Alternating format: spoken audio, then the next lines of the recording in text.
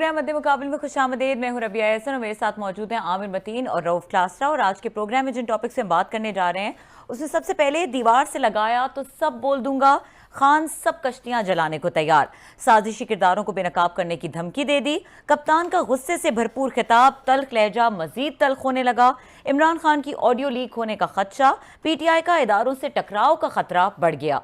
इसके अलावा बात करेंगे पंजाब में गरीबों को मुफ्त बिजली देने का ऐलान क्यों किया, तहरीक इंसाफ हमजा शहबाज के खिलाफ सुप्रीम कोर्ट पहुंच गई, मुफ्त बिजली जाली पैकेज करार, क्या 100 यूनिट्स मुफ्त बिजली के जरिए हमजा शहबाज पंजाब के जिमनी इलेक्शन जीत जाएंगे, इसके ऊपर बात करेंगे।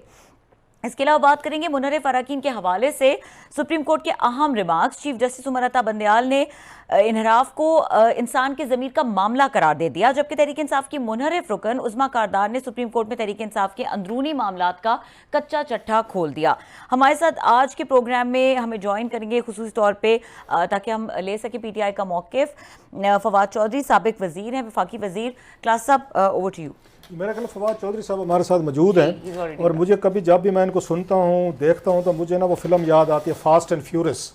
तो अगर फास्ट एंड फ्यूरियस का कोई टाइटल किसी पे कोई फिट आता है ना वो, या मैवरेक, मेल गिब्सन की बड़ी खूबसूरत फिल्म है, तो वो फवाद चौधरी साहब ही मुझे नज़र आते हैं।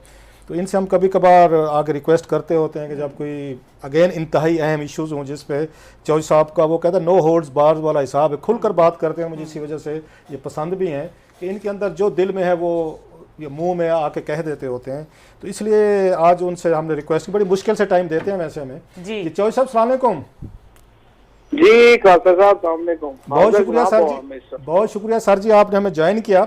मैं पहले यहाँ से शुरू करना चाहते हैं कि आप पे कोई दबाव है इमरान खान साहब को छोड़ने का? उनकी तकरीर पे तो हम आते हैं जो आज बात तो उस पर हुई है, अगर मार्केट में सर्कुलेट होती रहती हैं आप और शेख रशीद साहब जो हैं, तो शायद सबसे ज़्यादा दबाव आप दोनों पे है, क्योंकि समझा जाता था कि शायद एस्टेब्लिशमेंट के आप करीब थे या उनको ज़्यादा एक आपकी बेहतर अंडरस्टैंडिंग थी और आपने दरमियान में रोल भी बड़ा प्ले करने की कोशिश की थी आखिरी दिनों में इमरान खान साहब की और पिंडी के दरमियान को थोड़ी सी रिकन्सिलिएशन करवाई जाए। आप पे कोई बाकी दबाव है या हमारे जैसे ऐसी हवा में अगर गप्पे उड़ाते रहते हैं? नहीं जी, कोई दबाव नहीं है मेरा तो, जो बहुत ही, मैं तो कोई कहने में शुभ ही नहीं कि बहुत ही मेरा एहतराम का ताल्लुक है, जो काफ़ी चीफ साहब के साथ भी बहुत ही एहतराम का ताल्लुक है और बाकी भी काफ़ी जो लोग हैं उनके साथ, जो रेलिवेंट लोग हैं उनके साथ बड़ा मेरा करीबी ताल्लुक है।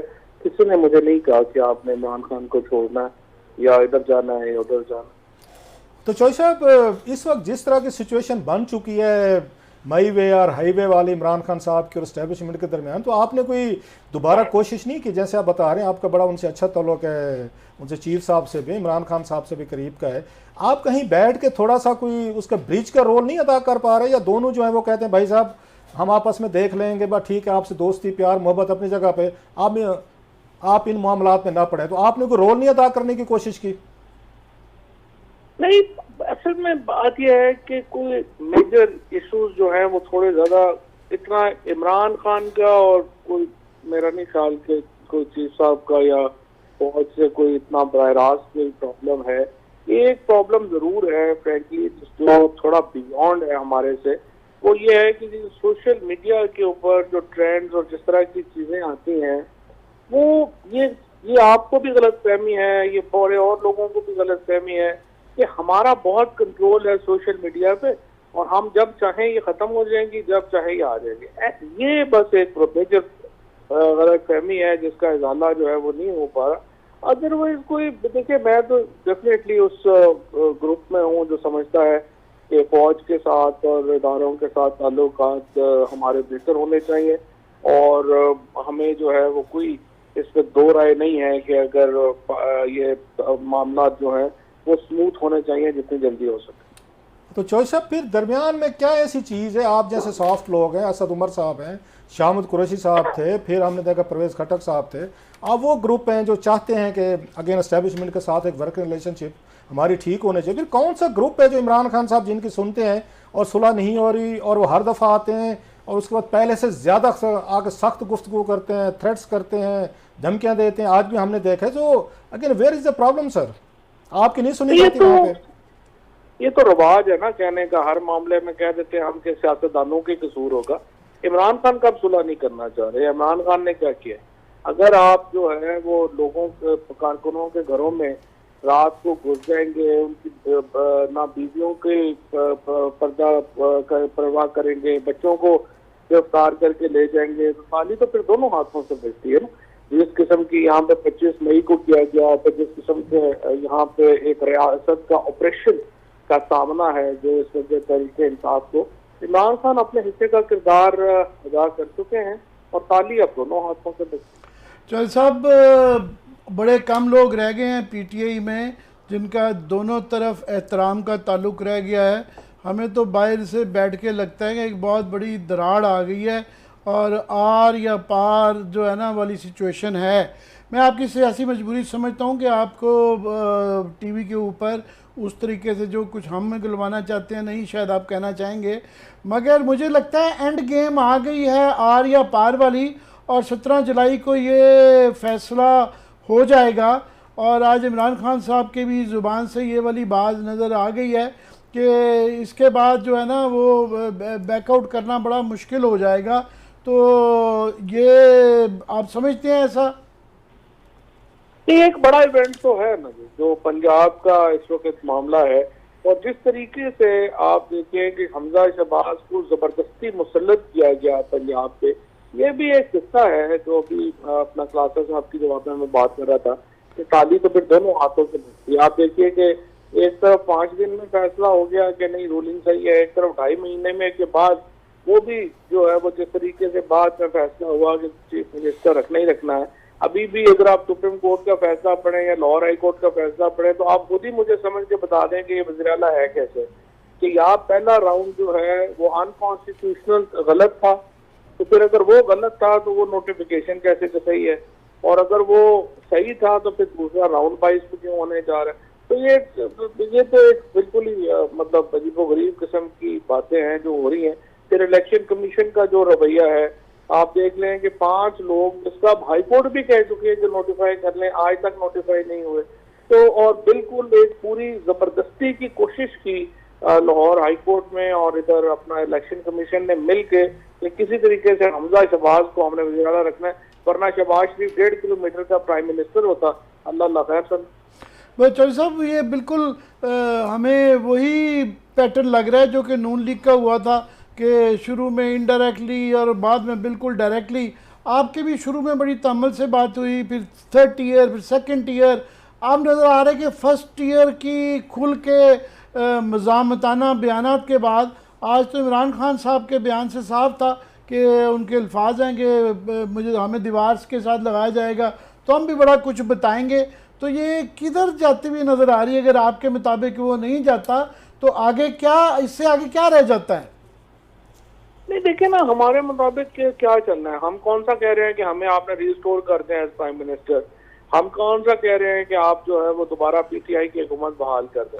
नहीं, जाहिर है आप इलेक्शन मांग रहे हैं। अगर वो फॉर एग्जांपल नहीं मानते इस पे, तो फिर इसके बाद अब जलसे भी करके देख लिए, जुलूस भी निकाल के देख लिए, अदालतें भी देख ली, तो इसके आगे क्या वो होता है ना कि व्हाट नेक्स्ट, वरना क्या है?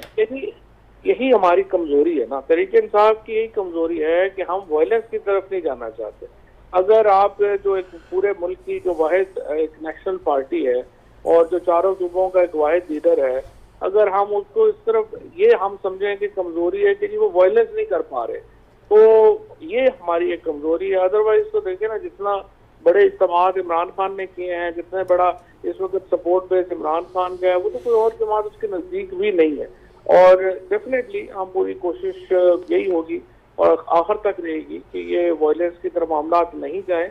और ये देखिए, इस तरफ इस वक्त और भी जरूरी है, फौज जो है वो मिडिल क्लास का सबसे ऑर्गेनाइज ग्रुप है और पीटीआई जो है वो मिडिल क्लास की सबसे बड़ी पार्टी है।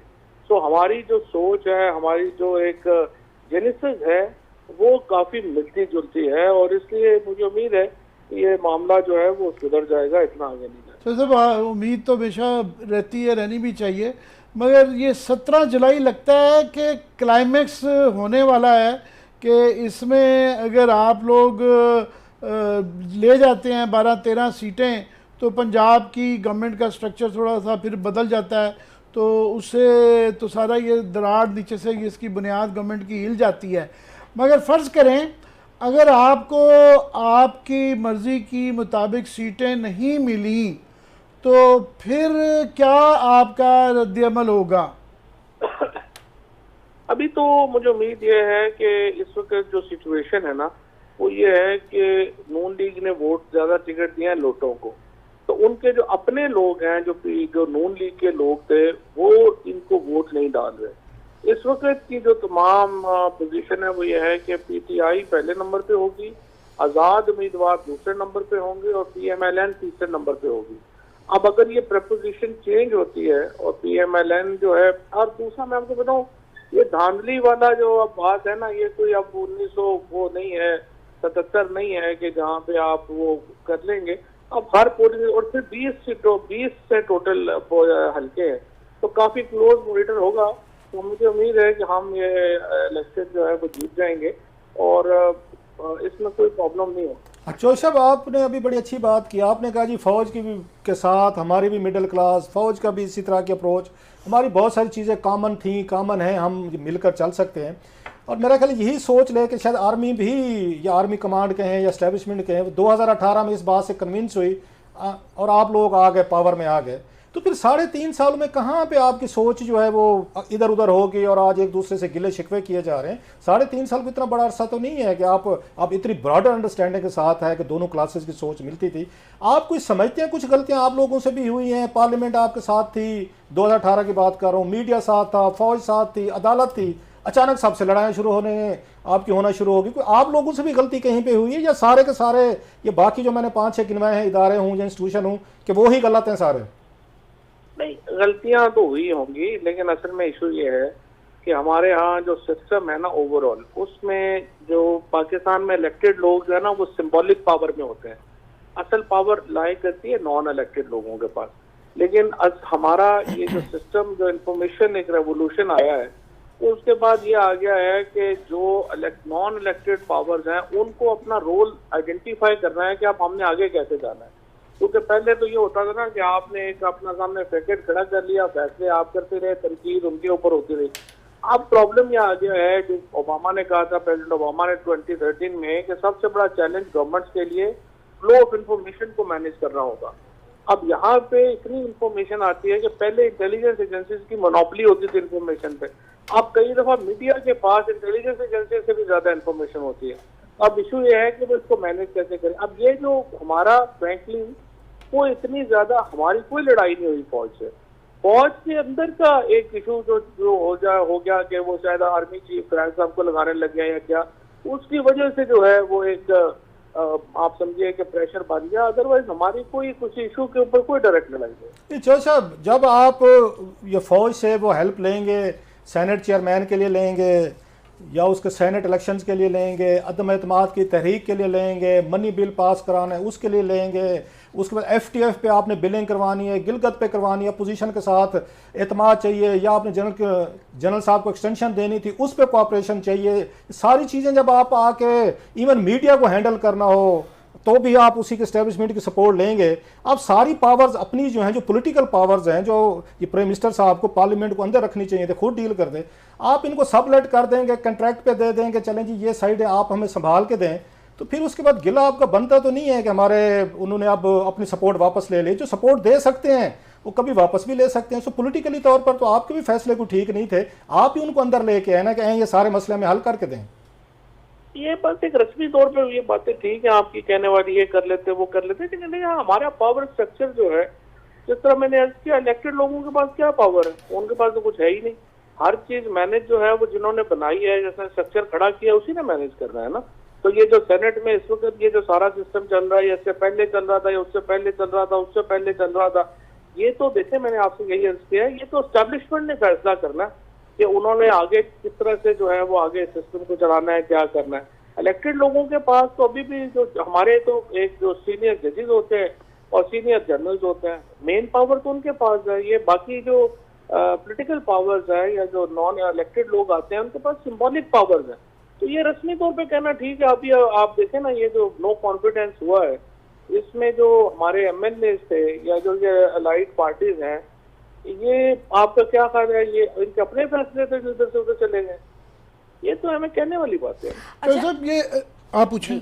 अच्छा, ये बताइएगा फवाद साहब कि आप ये कह रहे हैं कि वायलेंस की तरफ नहीं जाना चाहते और स्ट्रैटेजी ऐसी रखना चाहते हैं कि मामला जो है वो अफवाम व तफहीम से हल हो जाएं, और जब इमरान खान बात करते हैं अवाम से तो वो ये कहते हैं कि एक सॉफ्ट कॉल होती है कि अवाम जागे, अवाम बाहर निकले, तो एग्जैक्टली चाहते क्या है पीटीआई के वर्कर से? वो मोबिलाइज होकर बाहर निकले तो वायलेंस तो होगा, तो what is the shape in your mind, किस तरह से लोग बाहर निकले, क्या करें? नहीं रबिया, कैसे वायलेंस होगा? हमने तो अभी लाखों लोगों के जलसे किए हैं, कहीं पे जो है वो एक गमला नहीं टूटा। अभी हमने इस्लामाबाद में जो है 4 दिन पहले जलसा किया है ऐसे, और 36 घंटों के नोटिस के ऊपर पूरा पाकिस्तान बाहर निकला है, कभी कोई एक गमला नहीं टूटा। अपने बच्चों के साथ, फैमिलीज के साथ जो है वो लोग जो है वो आते हैं। यही तो एक पीटीआई का आप समझिए कि एक पॉइंट ऑफ डिस्टिंक्शन है बाकी पार्टियों से। ये जो इस जमात में जो लोग आते हैं वो एक पढ़े लिखे मिडिल क्लास और जो वाकई चेंज कर सकते हैं सोसाइटी को, वो लोगों की रिप्रेजेंटेशन होती है हमारे जलसों में। और ये एक्चुअली अब प्रॉब्लम ये है कि जो दुनिया में इस तरह के जब प्रेशर्स आते हैं या सोशल मीडिया भी आप देखते हैं, जो फैसले करने वाले हैं वो ये नहीं इंतजार करते कि वायलेंस ही होगा तो हम करेंगे उसके बगैर। हमारे यहाँ जो अपना हमारे इंटीरियर मिनिस्टर साहब का बयान देखें, वो कहते हैं कि नहीं हमने तो फ्रेश जो है वो आंसू गैस मंगा ली है। इंटीरियर मिनिस्टर साहब वो हैं जो जब 3 दफा उनके साथ माजी में जो कुछ हुआ है, शायद ही किसी और पाकिस्तानी पॉलिटिशियन के को उतने जूते पड़े हो जितने उनको पड़े हैं माजी में, लेकिन उन्होंने बिल्कुल नहीं सीखा अल्हम्दुलिल्लाह। वो फिर तैयार है कि आप फिर हटाएंगे मुझे और फिर आप मेरे साथ वही सलूक करें जो माजी में हुआ। तो जब आप इस तरह की एक इर्रिस्पॉन्सिबल जो शख्सियात हैं वो फैसले पे आ जाए और वो इंतजार करे कि नहीं सोसाइटी वायलेंस में जाएगी तो फिर चेंज आएगी, तो फिर तो ज़ाहिर है मुल्क आगे नहीं जाते। तो साहब लास्टली ये बताएं कि अभी पिछले 3-4 साल के बाई इलेक्शन ने एक चीज़ साबित की है कि एक पार्टी की अगर मोबिलाइजेशन हो और ओवरवेलमिंग सपोर्ट हो तो गवर्नमेंट ऑफ द डे जो मर्ज़ी कर ले, इस्टेब्लिशमेंट जो मर्ज़ी कर ले, ज़्यादा फ़र्क नहीं डालती। और उसका सबसे बड़ा सबूत ये है कि नून लीग तमाम तर आपकी गवर्नमेंट होने के बावजूद, इस्टेब्लिशमेंट की अपोजिशन के बावजूद तमाम बाई इलेक्शन वाइज सियालकोट के सारे पंजाब से जीती। तो अगर आप अब जो है गवर्नमेंट ऑफ द डे और अपोजिशन के बावजूद नहीं जीतते उतनी सीटें जितनी आप चाहते हैं, तो फिर आप लोग मान लेंगे इलेक्शन का रिजल्ट, या यही वाला फिर मामला लड़ाई ही रहेगी, बहस ही रहेगी कि जी इलेक्शन ठीक नहीं हुए? हमारे इलेक्शन तो बुजदार साहब करवाते थे और जिस तरह के इलेक्शन उन्होंने लड़े हैं अल्हम्दुलिल्लाह वो आपको भी पता है और जो भी बंदा कवर कर रहा था उसको भी पता है कि हमने तो टिकट दे के कभी अपने कैंडिडेट को पूछा भी नहीं दोबारा कि भाई इलेक्शन तुम लड़ रहे हो। डस्के में आप लोगों ने भी पूरा जोर लगा के देख लिया था, काम नहीं था चला। डस्का में आप लोगों को भी पता है हम लोगों ने क्या जोर लगाना था, जिसका दामाद था उसने जोर लगाया। हमारा तो पीटीआई ने तो अल्हम्दुलिल्लाह तमाम कैंडिडेट को खुला छोड़ दिया कि टिकट दे दिया, अब आप जाने और इलेक्शन जाने। ये जो नून लीग है ये इस तरह इलेक्शन नहीं लड़ती। जब 2016 में मैं जिमनी इलेक्शन लड़ रहा था, हर यूनियन काउंसिल जो मेरी थी वहां पर 6 MPA और 2-3 MNA जो थे वो इंचार्ज थे। तो ये इनके इलेक्शंस की वो हैंडलिंग और इनकी जो जिस तरह से भी आपने देखा हमजा शहबाज ने क्या किया है कि उसने वो कहा बिजली भी दे दो, सारी स्कीमें भी अनाउंस कर दो, और जो सुप्रीम कोर्ट के फैसले को जिस तरीके से मिस यूज किया, तो हमारे से इनका तो आप कंपैरिजन ना करें। हाँ ये अलबत्ता मैं आपकी बात से एग्री हूँ कि अगर मोबिलाइजेशन तगड़ी होगी तो इंशाल्लाह तगड़ी है हमारी। इमरान खान हर हल्के में जा रहे हैं और उसके बाद हमने हर यूनियन काउंसिल को टारगेट जो है इस दफा हमने किया है, तो हम ये धांधली होने नहीं देंगे। अच्छा साहब लास्टली के ये जो ऑडियोज की आ रही है, वीडियोस की थ्रेट्स आ रही हैं, खान साहब ने आज वीडियो की उन्होंने थ्रेट दी कि मैंने रिकॉर्ड करा के रखा दिया। कल परसों से हम देख रहे हैं कि वो कहा जा रहा है कि खान साहब की और उनकी आजम खान साहब की गुफ्तगू जो है ऑडियो उसकी बन गई है, उसमें श्री मजारी साहब और आपने भी शायद बात की है। तो ये किस तरफ जा रहे हैं? दोनों तरफ से अब ऑडियो वीडियोज़ की थ्रेट्स जो आना ये शुरू हो गई हैं, तो ये कहाँ ले जाएंगे सर हमें? खान साहब की वीडियो जो है वो तो एक उसकी नौयत तो डिफरेंट है। वो तो एक जो है अपनी बात कर रहे हैं रिविलेशन की और जो स्टोरी उनकी साइड की है उसको सुनाने की, लेकिन दूसरी तरफ तो फोन टैपिंग की बात, अगर फोन टैप होना डिग्निटी ऑफ ह्यूमन वो पाकिस्तान में कोई इशू ही नहीं रह गए। वो एक बिल्कुल अलहदा मामला है और उसमें सुप्रीम कोर्ट ने पीपल्स पार्टी की हुकूमत तक बरतरफ कर दी थी। लेकिन बहरहाल यहाँ पे अभी तक आज तो इमरान खान ने पूछा भी है कि क्या मुल्क में मार्शल लॉ है और फंडामेंटल राइट सस्पेंड है, तो हमें बता दें ताकि फिर उसके मुताबिक हम। खान साहब तो अपने उसमें इंटरव्यूज में इसको डिफेंड करते थे कि ISI करती है, IB करती है, बिल्कुल ठीक करती है, उन्हें करनी चाहिए। उन्होंने दिफा किया है बड़ा सारा कि उनका काम है, उन्हें करना चाहिए टेलीफोन टैपिंग। हालांकि प्राइम मिनिस्टर की इजाजत के बगैर नहीं हो सकती, ये भी सुप्रीम कोर्ट का फैसला है। ये बात आपकी सही है। फ्रेंकली देखिए, मैं अपनी जाती राय तो आपको बता दूं कि मैंने तो हर इजलास में इसकी मुखालफत की कि कभी ये नहीं होना चाहिए। नंबर 2 ये है कि जो इमरान खान का कॉन्सेप्ट था वो ये नहीं था कि पर्सनल बातें या रिकॉर्डिंग जो है वो होगी, वो नेशनल सिक्योरिटी इशूज के ऊपर रिकॉर्डिंग की बात करते हैं। लेकिन बहरहाल उसका भी एक लंबा प्रोसेस होना चाहिए, इस तरह नहीं कि मुंह उठा के हर बंदा रिकॉर्डिंग शुरू करे। बहुत शुक्रिया फवाद साहब, thank you very much. Thank you, बहुत शुक्रिया। फवाद चौधरी हमारे साथ मौजूद थे और बात डिस्कशन को आगे बढ़ाएंगे इस ब्रेक के बाद। हमारे साथ रहिए।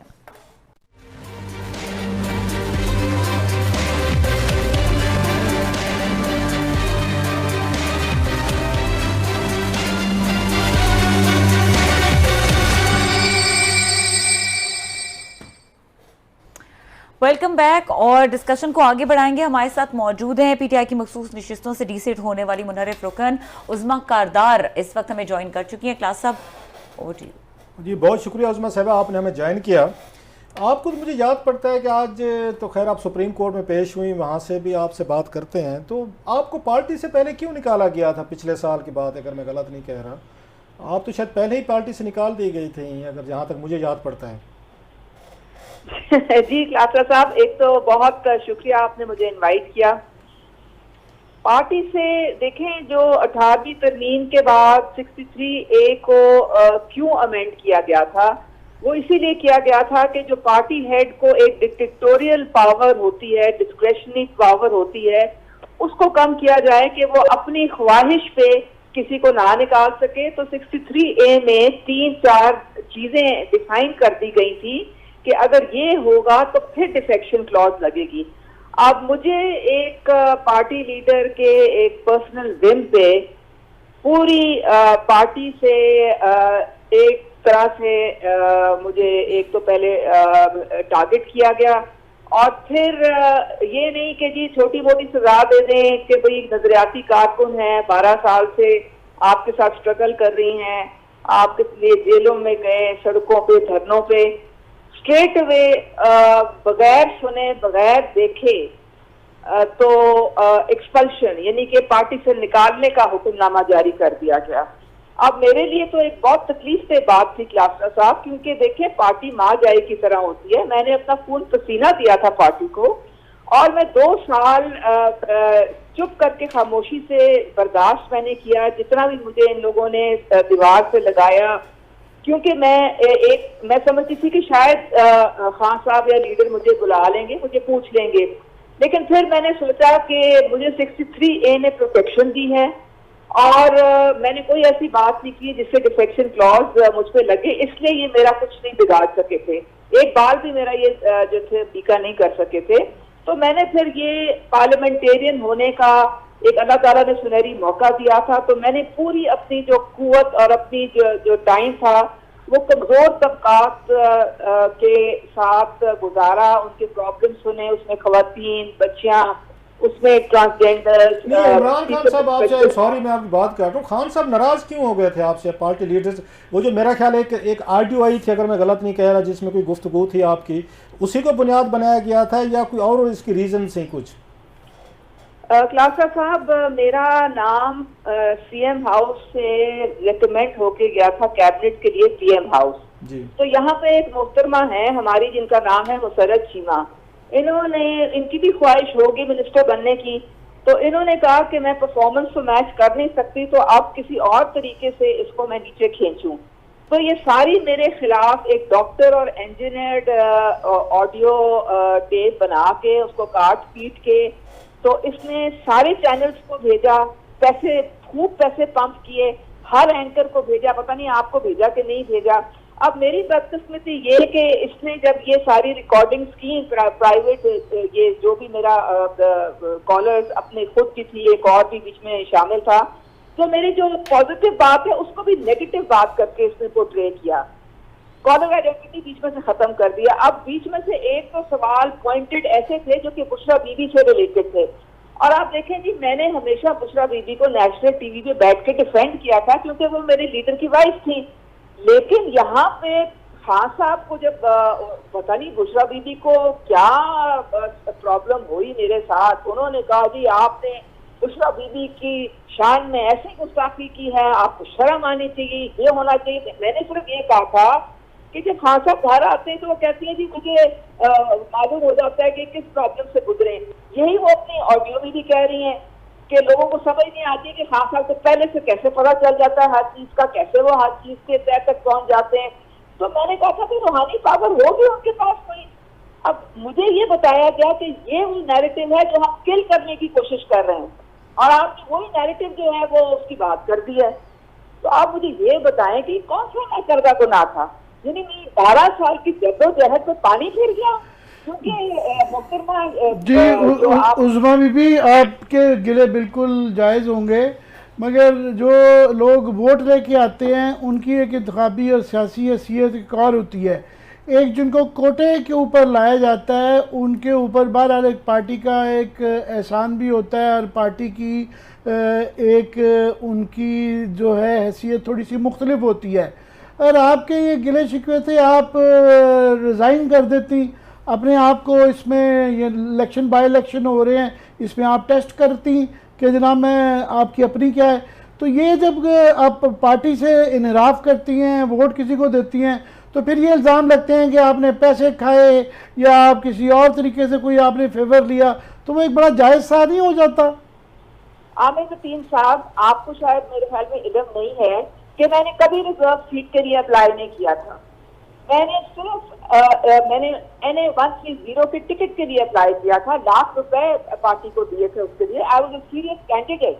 2 महीने खान साहब नहीं डिसाइड कर सके थे कि टिकट मुझे देना है कि शौकत महमूद को देना है, लेकिन इन दी एंड उन्होंने कहा कि ये एक दफा पहले इस हल्के से जीते हुए हैं, तो आप काइंडली पार्टी पे एक बड़ी आप मेहरबानी करें कि डिसिप्लिन आप फॉलो करें, आपको हम अकोमोडेट कहीं कर लेंगे, तो आप अपनी पेपर्स विड्रॉ कर लें। तो मैंने पार्टी डिसिप्लिन को फॉलो करते हुए मैंने अपने पेपर्स विड्रॉ किए थे। I am a fighter, I did not want to come on a reserve seat. और फिर दूसरे अगर आप देखें, आप अपना कॉन्स्टिट्यूशन देखें आमिर मतीन साहब, उसमें ये लिखा हुआ है कि जब इलेक्टेड और रिजर्व वोट लेते हैं तो देयर इज नो डिफरेंस, दोनों बराबर होते हैं। और तीसरी बात ये है कि हम लोगों ने जब हमें अगर रिजर्व सीट मिलती है तो वो घर बैठे नहीं मिलती है। ये सारी इलेक्शन कैंपेन्स कौन चलाता है? खवातीन चलाती हैं। घर घर कौन जाता है? किसने जेलें हम काटी हैं, किसने धरने अटेंड किए हैं, किसने जलसे अटेंड किए, किसने अपनी फैमिली लाइफ कुर्बान की है, बच्चों को निगलेक्ट किया है, सारा कुछ किया है। खवातीन के लिए आसान नहीं होता कि सड़कों पे आप रहें 10 साल। तो किसी ने हमें प्लेट पे रख के नहीं दिया। ये आपकी जनाब मेहनत है, कंट्रीब्यूशन है और आपकी स्ट्रगल है जिसकी वजह से आपको सीट मिलती है। मगर बहरहाल वो एक हज़ारों खवातीन होती हैं एक पार्टी के अंदर, बल्कि लाखों होती हैं, मगर चंद खवातीन को नवाजा जाता है इस कोटे की सीट पे, उनको नवाजा जाता है जिनके पार्टी लगता है कि इनकी कंट्रीब्यूशन ज़्यादा है या ये कोई खिदमत कर सकती हैं।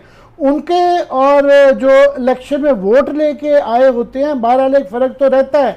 और बहरहाल ये अखलाकी तौर पे, सियासी तौर पे, कानूनी तौर पे भी एक पार्टी के खिलाफ वोट दे जाने के बाद से एक वो वाली बात तो नहीं रहती, इल्ज़ाम तो फिर लगते हैं। और साथ में ज़रा ये भी बता दीजिएगा कि आज सुप्रीम कोर्ट में आपने क्या वहाँ पर बताया, क्या इश्यूज था, क्या आपने पॉइंट्स वहाँ पे ये बताए? अगर रिलेटेड ये सवाल ही था आमिर साहब के हवाले से, मेरा ख्याल है वहाँ पे प्रोसीडिंग जो हुई हैं जो आपके मुनर्रफ अरकान की, वो भी ज़रा बता दीजिएगा क्या गुफ्तगू हुई आज आपकी।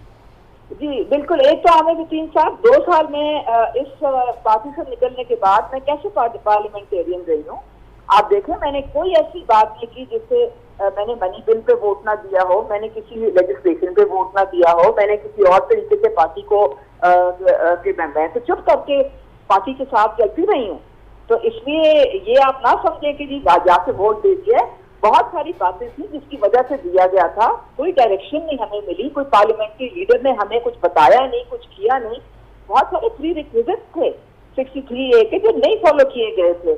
और ये अब सुप्रीम कोर्ट में आज हमने, मैं खिलाफा साहब के सवाल पे मैं आती हूँ, आज हमारी हियरिंग थी, 7 लोगों ने, 5 रिजर्व ने और 2 बाकी खोसा साहब और जेरा बीबी हैं, उन्होंने ये अपनी पिटिशन अपील डाली हुई थी।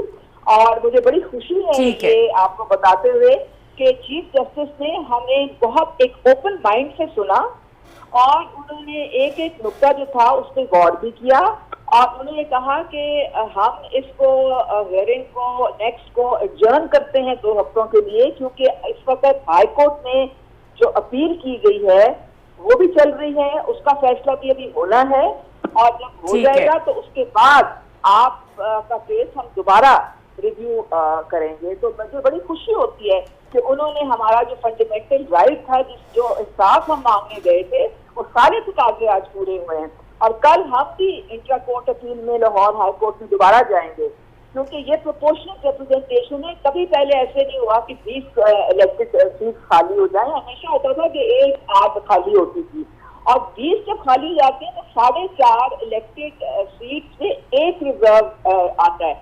अगर इनको 5 को ये नोटिफाई कर देंगे तो फिर अगर सपोजिंग एक पार्टी ने 18 सीटें ले ली और दूसरे ने 2 ली तो फिर क्या ये 371 से ये बढ़ जाएगा पंजाब असेंबली का हाउस?